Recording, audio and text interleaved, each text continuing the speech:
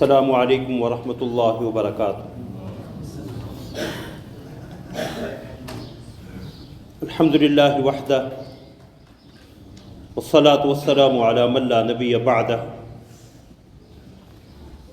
اما بعد فاعوذ باللہ من الشیطان الرجیم، بسم اللہ الرحمن الرحیم۔ یا ایہا الذین آمنوا کتب علیکم الصیام کما کتب علی الذین من قبلکم لعلکم تتقون۔ صدق اللہ العظیم۔ اللہم صلی علی محمد وعلی آل محمد کما صلیت علی ابراہیم وعلی آل ابراہیم انک حمید مجید۔ اللہم بارک علی محمد وعلی آل محمد کما بارکت علی ابراہیم وعلی آل ابراہیم انک حمید مجید۔ سبحانک لا علم لنا الا ما علمتنا انک انت العلیم الحکیم۔ رب اشرح لی صدری ویسر لی امری واحلل عقدۃ من لسانی یفقہوا قولی۔ اللہم انفعنا بما علمتنا وعلمنا ما ينفعنا وزدنا علما۔ اما بعد، حضرات محترم، اللہ رب العزت کا جتنا بھی شکر ادا کیا جائے کم ہے کہ اس مالک الملک نے ہمیں اپنی اس حیات مستعار میں ایک مرتبہ پھر رمضان المبارک جیسا عظیم اور برکتوں والا مہینہ عطا فرمایا ہے کہ جس کے آنے پہ رسول اللہ صلی اللہ علیہ وسلم بھی صحابہ کرام کو خوشخبری دیا کرتے۔ مسند احمد کی روایت ہے حضرت ابو ہریرہ رضی اللہ تعالی عنہ سے کہ جب رمضان داخل ہوتا تو رسول اللہ صلی اللہ علیہ وسلم حضرات صحابہ سے ارشاد فرماتے، قد جاءکم شہر رمضان، رمضان کا مہینہ تمہارے پاس آ گیا ہے، شہر مبارک، جو بڑی برکتوں والا مہینہ ہے، کتب اللہ علیکم صیامہ، اللہ نے اس کے روزے تم پہ فرض کیے ہیں، تفتح فیہ ابواب السماء، اس مہینے میں آسماں کے دروازے، دوسری حدیث میں، دوسری روایت میں تفتح فیہ ابواب الجنہ، جنت کے دروازے کھول دیے جاتے ہیں، وتغلق فیہ ابواب الجحیم، جہنم کے دروازے بند کر دیے جاتے ہیں، وتصفد فیہ الشیاطین، اور اس مہینے میں شیطانوں کو قید کر دیا جاتا ہے، فیہ لیلۃ خیر من الف شہر، اس مہینے کی برکت کا اندازہ اس بات سے لگائیں کہ رسول اللہ فرما رہے کہ اس مہینے میں ایک رات ایسی ہے جو 1000 مہینوں سے زیادہ بہتر ہے۔ من حرم خیرہا فقد حرم، اور جو اس رات کی خیر و برکت سے محروم رہا وہ واقعتاً بہت ہی بڑا محروم ہے۔ اللہ رب العزت نے انسان کو اپنی عبادت کے لیے پیدا کیا ہے، وما خلقت الجن والانس الا لیعبدون، کہ میں نے جن و انس کو اسی لیے پیدا کیا کہ وہ میری ہی عبادت کریں۔ اور اللہ رب العزت نے انسانوں کو فرشتوں پہ 2 چیزوں کی بنا پہ فوقیت اور برتری عطا فرمائی ہے، ایک علم کی بنا پہ، وعلم آدم الاسماء كلها، کہ اللہ رب العزت نے آدم علیہ السلام کو تمام چیزوں کے نام تعلیم فرمائے اور فرشتے اس سے قاصر رہے، تو آدم اور بنی آدم کی فرشتوں پہ فوقیت اور فضیلت کی پہلی وجہ ان کی علمی برتری۔ دوسری وجہ حضرات مفسرین نے یہ لکھی ہے کہ انسان کی، بنی آدم کی فرشتوں پہ برتری کا سبب ان کی عبدیت کا اظہار ہے۔ عبدیت اللہ رب العزت کی بندگی کا اظہار، اللہ رب العزت کی اطاعت کے لیے، اللہ کی خوشنودی کے لیے اپنی خواہشات نفس کو قربان کر دینا، کہ اللہ رب العزت نے انسان کو پیدا کیا اور اپنی حکمت سے اس کے اندر خیر اور شر دونوں مادے رکھے، اچھائی کی طرف توجہ بھی اور برائی کی طرف رغبت بھی، دونوں اس کے اندر موجود ہیں۔ فَأَلْهَمَهَا فُجُورَهَا وَتَقْوَاهَا، اسے اس کی نافرمانی اور تقوی دونوں الہام فرما دیے۔ اب انسان اللہ رب العزت کی خوشنودی چاہنے کے لیے، اللہ کا قرب چاہنے کے لیے شر کے جذبات کو دبا لے، خیر کے جذبات کو ابھار لے، اور اچھائی اور نیکی کے جذبات کو برائی اور گناہ کے جذبات پہ غالب رکھے، یہ عبدیت ہے۔ کیونکہ فرشتوں میں نافرمانی کا مادہ ہی موجود نہیں ہے۔ لا یعصون اللہ ما امرہم ویفعلون ما یؤمرون، وہ اللہ رب العزت کی نافرمانی کر ہی نہیں سکتے، جو انہیں حکم ملتا ہے ان کی جبلت، ان کی فطرت میں اسے بجا لانا۔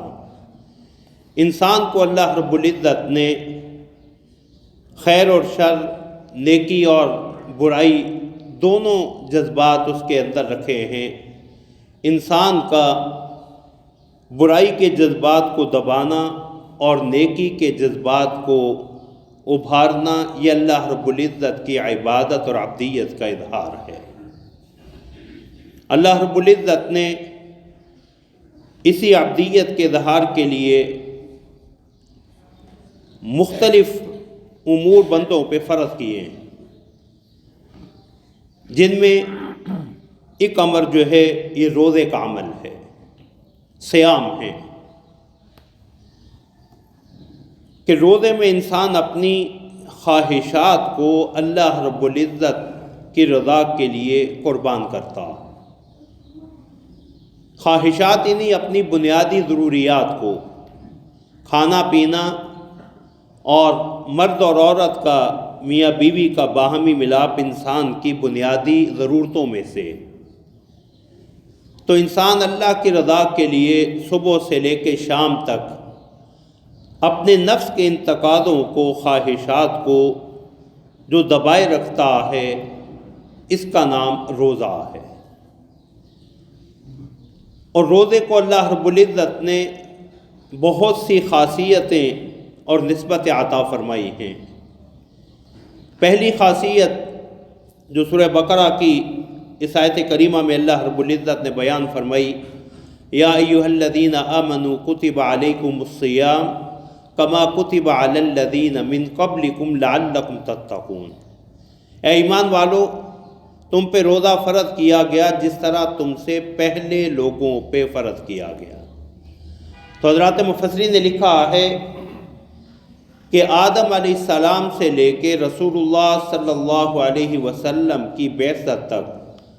روزہ وہ عمل ہے جو تمام شریعتوں میں اللہ رب العزت نے واجب قرار دیا۔ اس کی کیفیات اور تفصیلات جو ہیں وہ مختلف ہو سکتی ہیں، لیکن نفس روزہ جو ہے وہ تمام آسمانی شریعتوں میں اللہ نے لازم قرار دیا۔ اور اسی نسبت سے اللہ رب العزت نے اس امت پہ بھی، رسول اللہ صلی اللہ علیہ وسلم کی اس آخری امت پہ بھی اللہ رب العزت نے روزوں کو فرض قرار دیا، اور اس میں اس امت کے لیے تسلی اور رحمت کا پہلو بھی، کہ تمہیں جو حکم دیا جا رہا ہے تم اس میں تنہا نہیں ہو، بلکہ یہ انسانیت کے ساتھ مربوط اور جڑا ہوا ایسا حکم ہے جو آدم علیہ السلام سے لے کے اس آخری پیغمبر کی بعثت تک اللہ نے لازمی قرار دیا۔ دوسری خاصیت یہ ہے کہ رسول اللہ صلی اللہ علیہ وسلم نے روزے کو اسلام کے بنیادی ارکان میں سے ایک رکن قرار دیا۔ حضرت عبداللہ بن عمر رضی اللہ تعالیٰ عنہ کی حدیث ہے صحیح بخاری اور صحیح مسلم کی، کہ رسول اللہ صلی اللہ علیہ وسلم نے ارشاد فرمایا، بنی الاسلام علی خمس، اسلام کی بنیاد 5 چیزوں پہ ہے، شہادت اللہ الہ الا اللہ وان محمدا عبدہ ورسولہ، اس چیز کی گواہی دینا کہ اللہ کے سوا کوئی معبود برحق نہیں، اور یہ کہ محمد صلی اللہ علیہ وسلم اللہ کے بندے اور اس کے رسول ہیں۔ وَإِقَامِ الصَّلَاةِ اور نماز قائم کرنا، وَإِيتَاءِ الزَّكَاةِ اور زکوٰۃ ادا کرنا، وَحَجِّ الْبَيْتِ بیت اللہ کا حج کرنا، وَصَوْمِ رمضان اور رمضان کے روزے رکھنا۔ تو روزہ جو ہے وہ اسلام کے ان 5 بنیادی ارکان میں سے ایک رکن ہے جس کے بغیر اسلام کی عمارت کا تصور بھی نہیں کیا جا سکتا۔ روزے کو ایک اور اہم خاصیت یہ حاصل ہے کہ اللہ رب العزت نے روزے کو خالصتاً اپنے لیے قرار دیا، اگرچہ ساری عبادات جو ہے وہ اللہ ہی کے لیے ہیں۔ وَأَقِمِ الصَّلَاةَ لِذِكْرِي نماز میرے ذکر میری یاد کے لیے قائم کرو۔ وَقُومُوا لِلَّهِ قَانِتِينَ اللہ کے لیے فرما برداری اور عاجزی اختیار کرتے ہوئے قیام کرو۔ وَأَتِمُّوا الْحَجَّ وَالْعُمْرَةَ لِلَّهِ حج اور عمرہ اللہ کی رضا کے لیے جو ہے وہ پورا کرو۔ وَلِلَّهِ عَلَى النَّاسِ حِجُّ الْبَيْتِ مَنِ اسْتَطَاعَ إِلَيْهِ سَبِيلًا اللہ ہی کے لیے لوگوں پہ اس کے گھر کا حج کرنا فرض ہے، لازم ہے، جو وہاں جانے کی سکت اور صلاحیت رکھتا ہو۔ تو عبادات ساری جو ہے، صدقات و خیرات بھی انما نطعمکم لوجہ اللہ لا نرید منکم جزاء ولا شکورا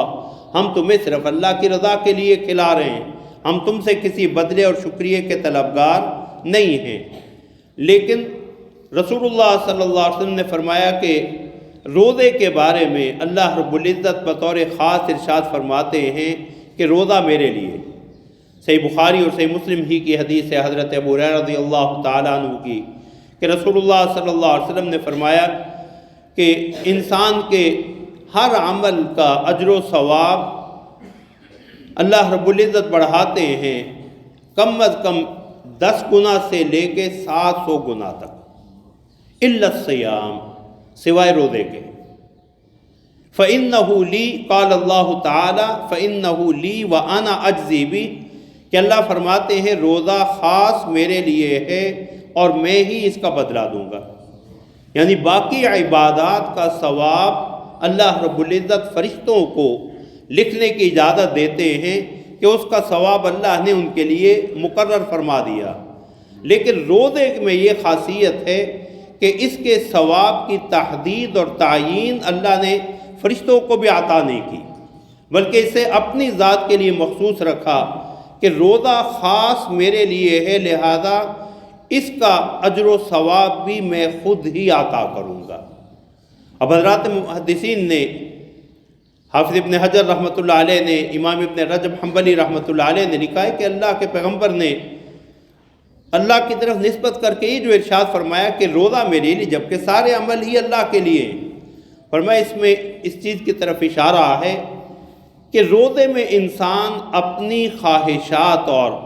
اپنے نفس کے تقاضوں کو جو دباتا ہے یہ خالصتاً اللہ کی رضا کے لیے، کہ باقی عبادات میں انسان کے جو یہ تقاضے ہیں یا جو انسان کی خواہشات ہیں وہ کسی نہ کسی طور اس کی اجازت ہے۔ حج میں اگر خوشبو استعمال نہیں کر سکتا، سلا ہوا لباس نہیں پہن سکتا تو کھانے پینے کی تو اجازت ہے۔ میاں بیوی کے تعلق کی احرام کی حالت میں اجازت نہیں، لیکن کھانے پینے کی اجازت ہے۔ زکوٰۃ و صدقات دیتے ہوئے تو کسی قسم کی کوئی پابندی نہیں، کھانا پینا بھی چل رہا ہے، زکوٰۃ کی ادائیگی کے لیے کوئی مخصوص شرطیں نہیں ہیں جس سے انسانی جو تقاضے ہیں اور شہوتیں یا خواہشات دب رہی ہوں۔ نماز میں بھی صرف اس مختصر وقت کے لیے انسان نے کھانا پینا اور اوروں کی طرف توجہ چھوڑی ہوئی ہے۔ اعتکاف میں اگر بیٹھا ہے تو سحری سے پہلے اور افطار کے بعد بھی اسے کھانے پینے کی اجازت ہے، لیکن روزہ دار جو ہے وہ صبح صادق سے لے کے غروب آفتاب تک اپنے نفس کے تمام تقاضوں کو جو بنیادی تقاضے ہیں صرف اللہ کی رضا کے لیے چھوڑے ہوئے۔ اب ایک طویل دورانیہ کے لیے اس نے کھانا بھی چھوڑا ہوا ہے، پینا بھی چھوڑا ہوا ہے اور اپنی جنسی خواہشات کو بھی دبائے ہوئے۔ اسی کو رسول اللہ صلی اللہ علیہ وسلم نے اس حدیث میں فرمایا کہ اللہ فرماتے ہیں یدعو طعامہ شہوتہ وطعامہ وشرابہ من اجلی، کہ وہ اپنی خواہشات کو اور اپنے کھانے پینے کو صرف میری وجہ سے چھوڑتا، کہ انسان تنہائی کے اندر بھی وہ اللہ رب العزت کی کوئی ایسی نافرمانی یا کوئی ایسا عمل نہیں کرتا جس سے روزہ ٹوٹ رہا ہو۔ یعنی روزے کے جو 3 بنیادی توڑنے والی چیزیں، کھانا پینا اور میاں بیوی کا باہمی تعلق، تو تنہائی میں بھی وضو کرتے ہوئے بھی کلی کرتے ہوئے منہ میں پانی ڈالا ہے، اب یہ پانی اگر اندر لے جائے اسے کوئی نہیں دیکھ رہا، لیکن کون سی چیز مانے ہوتی ہے؟ اللہ رب العزت کا خوف۔ تو ہمیں روزے میں چونکہ اللہ رب العزت کی رضا کے لیے انسان اپنے ان خواہشات اور شہوات کو دبائے ہوتا ہے، اس لیے اللہ نے اسے خالصتاً اپنے لیے قرار دیا۔ دوسرا، حافظ ابن حجر رحمۃ اللہ علیہ اور ابن رجب حنبلی رحمۃ اللہ علیہ نے لکھا ہے کہ روزہ اللہ اور اللہ کے بندے کے درمیان ایک راز ہے۔ یہ اللہ اور اللہ کے بندے کے درمیان ایک راز ہے، اس لیے اللہ رب العزت نے اس کے اجر و ثواب کو خالصتاً اپنی ذات کے لیے مخصوص کیا، کہ روزہ دار جو ہے باقی اعمال سر انجام دیتے ہوئے اندازہ ہو جاتا ہے کہ فلاں شخص یہ عمل کر رہا ہے۔ ابھی ہم نے الحمدللہ اللہ کی توفیق سے نماز پڑھی تو ہمیں سب کو پتہ ہے، ایک دوسرے کی نماز سے ہم آگاہ ہوئے ہیں۔ احرام جس نے باندھ لیا دکھائی دے رہا ہے کہ وہ حج اور عمرے کی نیت سے جا رہا ہے۔ صدقات و خیرات دینے والا کم از کم جسے دے رہا ہے اسے تو پتہ ہے کہ یہ مجھے اللہ کی راہ کے لیے، اللہ کی رضا کے لیے کچھ دے رہا ہے، خواہ وہ کسی بھی پہلو اور کسی بھی عنوان سے دے۔ لیکن روزے دار کا صرف منہ دیکھ کے، چہرہ دیکھ کے اندازہ نہیں ہوتا کہ اس کا روزہ ہے یا نہیں۔ روزہ جو ہے وہ اللہ اور اللہ کے بندے کے درمیان ایک راز ہے، اور یہی راز جو ہے روزے کا سب سے بڑا مقصد ہے جو قرآن نے یہاں بتلایا، لعلکم تتقون، کہ تمہارے اندر تقوی آ جائے۔ اور تقوی کی حقیقت اللہ رب العزت کی عظمت کا استحضار ہے۔ تو روزے کی خاصیت یہ ہے کہ اللہ رب العزت نے اسے، اس کے اجر و ثواب کو خالصتاً اپنے لیے مخصوص رکھا۔ روزے کی اس عبادت کی ایک اور خاصیت کتب احادیث میں یہ بیان ہوئی ہے کہ رسول اللہ صلی اللہ علیہ وسلم نے فرمایا کہ روزے دار کو اللہ رب العزت 2 خوشیاں عطا فرماتے ہیں۔ للصائم فرحتان، فرحۃ عند فطری و فرحۃ عند لقاء ربی۔ روزے دار کے لیے 2 خوشیاں، ایک خوشی تو افطار کی خوشی کہ اللہ کی توفیق سے روزہ مکمل ہو گیا، یا اللہ کی توفیق سے ماہ صیام اللہ کی اطاعت اور بندگی میں روزوں کے ساتھ مکمل ہو گیا تو عید الفطر کی خوشی مل گئی۔ وفرحۃ عند لقاء ربی، اور دوسری خوشی جو ہے وہ اللہ رب العزت کی ملاقات کی خوشی ہے، کہ روزے دار کا اللہ جو اکرام فرمائیں گے اس کا اندازہ جو ہے اسے دنیا میں ہو ہی نہیں سکتا۔ اس آخرت کی خوشی کا، اس آخرت کے انعامات و اکرام کا اندازہ دنیا میں کیا ہی نہیں جا سکتا۔ ہاں، اس کی ایک مثال، یہ ایک مظہر رسول اللہ صلی اللہ علیہ وسلم نے بیان فرمایا جو روزے کی ایک اور خاصیت ہے، کہ اللہ رب العزت نے روزہ داروں کے لیے جنت کا ایک دروازہ مخصوص کر دیا۔ حضرت سہل بن سعد ساعدی رضی اللہ تعالیٰ عنہ کی حدیث صحیح بخاری اور صحیح مسلم کی، کہ جنت کا ایک دروازہ ہے، اس کا نام ہی اللہ نے ریان رکھا، سیرابی، کہ جو اللہ کی رضا کے لیے، اللہ کا قرب پانے کے لیے بھوکے پیاسے رہتے تھے، اس دروازے سے داخل ہوتے ہی ان کی ساری تکلیفیں، ساری تکاوٹیں دور اور انہیں ہر قسم کی سیرابی عطا ہو جائے گی۔ تو فرمایا اس دروازے سے، باب الریان سے روزے داروں کے سوا اور کوئی داخل نہیں ہوگا، اور جب روزے دار اس دروازے سے داخل ہو جائیں گے تو جنت کا یہ دروازہ بند کر دیا جائے گا۔ تو یہ روزے داروں کا اکرام ہے کہ ان کے لیے ایک مخصوص دروازہ جنت کا کھولا جائے گا،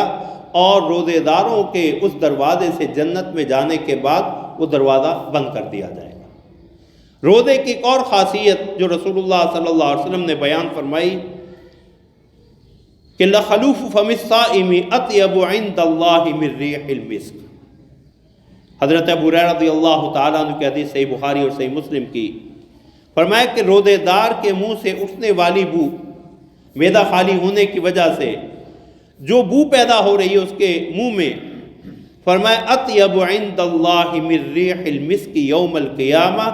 قیامت والے دن یہ کستوری کی خوشبو سے بھی زیادہ خوشبودار اور اللہ کے ہاں پاکیزہ ہوگی۔ کہ روزے دار کے منہ سے اٹھنے والی یہ بو معدہ خالی ہونے کی بنا پہ، فرمایا اللہ کے ہاں قیامت والے دن کستوری سے بھی زیادہ خوشبودار اور پاکیزہ ہوگی۔ اب اس کی وجہ بھی حضرات مفسرین نے، محدثین نے لکھی ہے۔ ابن حجر رحمۃ اللہ علیہ اور ابن رجب حنبلی رحمۃ اللہ علیہ نے لکھا کہ اس کی وجہ یہ ہے کہ روزے دار کو دیکھ کے پتہ نہیں چل رہا کس نے روزہ رکھا ہوا ہے، تو چونکہ روزے دار کو دیکھ کے پتہ نہیں چلتا تھا کہ اس نے یہ دن روزے میں رکھا ہے، تو اللہ رب العزت اس کے اس روزے کے اظہار کے لیے قیامت والے دن اس کے منہ سے پھوٹنے والی خوشبو سے بتلا دیں گے کہ یہ میرے وہ بندے ہیں جنہوں نے میرا حکم مانتے ہوئے دنیا میں روزہ رکھا تھا۔ تو قیامت والے دن ان کے منہ کی خوشبو بتلا رہی ہوگی کہ یہ روزے دار ہیں۔ اور دوسرا مفہوم اس کا ابن رجب حنبلی رحمۃ اللہ علیہ نے یہ لکھا ہے کہ بعض چیزیں انسان کو اللہ کی اطاعت اور بندگی بجا لاتے ہوئے ہو سکتا ہے ایسی کیفیت پیش آئے جو دوسروں کو ناگوار گزرتی ہو۔ بدبو کا پیدا ہو جانا یا منہ میں سے کسی قسم کی اسمیل آنا، رسول اللہ صلی اللہ علیہ وسلم نے مسجد میں اسی لیے آتے ہوئے حکم دیا کہ بدبودار چیز پیاز لہسن وغیرہ کھا کے نہ آؤ۔ تو فرمایا اگر غیر ارادی اور غیر اختیاری طور پہ اگر روزے دار کے منہ سے جو بو اٹھ رہی ہے تو یہ اگرچہ لوگوں کے ہاں ناپسندیدہ ہے، لیکن اللہ کے ہاں چونکہ یہ اللہ کے حکم کی بنا پہ آ رہی ہے، اس کی اطاعت میں آ رہی ہے، یہ اللہ کے ہاں بڑی ہی پسندیدہ ہے۔ روزے کی ایک اور خاصیت کتب حدیث یا رسول اللہ صلی اللہ علیہ وسلم کی احادیث مبارکہ کی روشنی میں یہ ہے کہ روزہ ڈھال ہے، الصوم جنہ، کہ روزہ ڈھال ہے جس سے انسان جو ہے وہ جہنم میں جانے سے بچ جاتا۔ یستجن بہا العبد من النار، کہ حضرت جابر رضی اللہ تعالیٰ عنہ کی حدیث کہ روزہ ڈھال ہے کہ اس کے ذریعے انسان جو ہے وہ جہنم میں جانے سے بچ جائے گا، اللہ اسے جہنم سے بچا لیں گے۔ روزہ کی ایک اور خاصیت کہ یہ گناہوں کا کفارہ ہے۔ انسان کی جو خطائیں ایک رمضان سے دوسرے رمضان کے درمیانی عرصہ میں ہوئی ہیں، حضرت ابو ہریرہ رضی اللہ تعالیٰ عنہ کی حدیث صحیح بخاری اور صحیح مسلم ہی کی، رسول اللہ صلی اللہ علیہ وسلم نے فرمایا الصلوات الخمس والجمعۃ الی الجمعہ ورمضان الی رمضان مکفرات لما بینہن اذا اجتنبت الکبائر، کہ 5 نمازیں جمعہ سے لے کے جمعہ تک اور ایک رمضان سے دوسرے رمضان تک درمیانی عرصوں میں جتنی کوتاہیاں اور غلطیاں ہو رہی ہیں یہ عمل ان کا کفارہ بن جاتے ہیں، ان کے مٹنے کا ذریعہ بن جاتے ہیں، لیکن شرط یہ ہے اذا اجتنبت الکبائر، جب انسان کبیرہ گناہوں سے بچتا رہے۔ دوسری حدیث میں صحیح بخاری ہی کی حدیث ہے، رسول اللہ صلی اللہ علیہ وسلم نے فرمایا کہ انسان کو اپنے نفس میں، اس کے مال میں، پڑوس میں جو تکالیف اور پریشانی آتی ہیں روزہ ان کا کفارہ بھی بن جاتا۔ میں فتنۃ الرجل فی اہلہ ومالہ وجارہ تکفرها الصلاۃ والصدقۃ والصیام، کہ انسان کو جن آزمائشوں کا سامنا اس کی اپنی ذات میں، اپنے گھر والوں میں، اپنے مال میں یا پڑوس میں کرنا پڑتا، فرمایا نماز، روزہ اور صدقات جو ہے وہ ان گناہوں کا کفارہ بن جاتے ہیں۔ روزے کی ایک اور خاصیت یہ ہے کہ اللہ رب العزت جو ہے وہ روزے دار کی دعا کو رد نہیں فرماتے ہیں۔ للصائم عند فطرہ دعوۃ لا ترد، کہ خاص طور پہ افطار کے وقت کی جو دعا ہے، فرمایا افطار کے وقت کی روزے دار کی دعا اللہ رد نہیں فرماتے۔ ویسے بھی روزے دار دن بھر میں جو کچھ اللہ سے مانگتا رہے، حدیث میں آتا ہے رسول اللہ صلی اللہ علیہ وسلم ثلاث دعوات لا ترد، 3 دعائیں ایسی ہیں جو اللہ کی بارگاہ میں رد نہیں ہوتی۔ دعوت الوالد، والدین کی دعا اولاد کے حق میں، دعوت المسافر، مسافر حالت سفر میں جو دعائیں کرتا ہے وہ، اور دعوت الصائم، روزے دار کی دعا۔ روزے کی ایک اور خاصیت یہ ہے کہ اللہ رب العزت نے روزے کو جہنم سے آزادی کا ذریعہ بنایا۔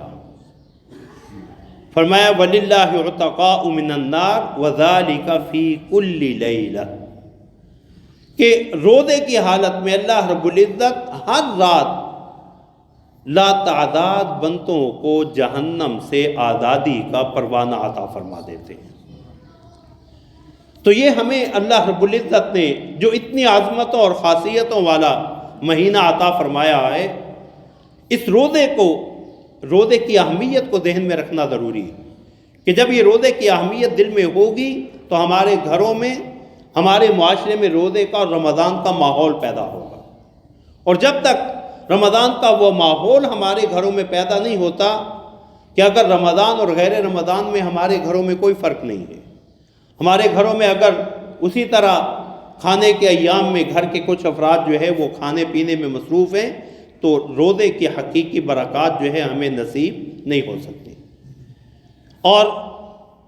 روزے کے اس ماحول کو یا روزے کی اس فرضیت اور اہمیت کا